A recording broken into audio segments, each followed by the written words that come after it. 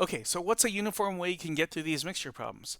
Well, every mixture problem can be rephrased as taking the contents of one cup and then taking the contents of another cup and dumping both into an empty bucket. A bucket that starts empty but then is going to get filled.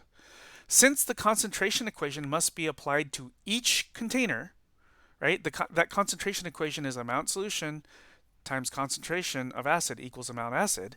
If you have to apply that formula, that equation, to each container, you have to keep track of all three of those things for each container. So for each container, you must keep track of the amount of solution, the concentration of acid, and the amount of acid. Then be sure to address these things. Apply the concentration equation to cup number one. Apply the concentration equation to cup number two. Apply the concentration equation to the final bucket. Right? That's why you're keeping track of the three things for cup one and the three things for cup two and the three quantities for the final bucket.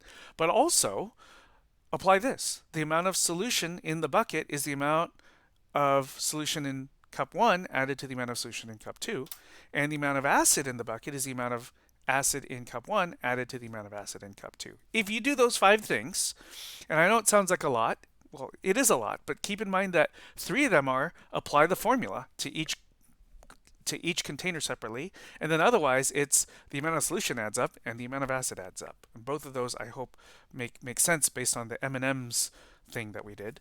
Then if you always do those five things as a checklist, you will always obtain two expressions for the amount of acid in the bucket. So equate those, and that creates the equation you need.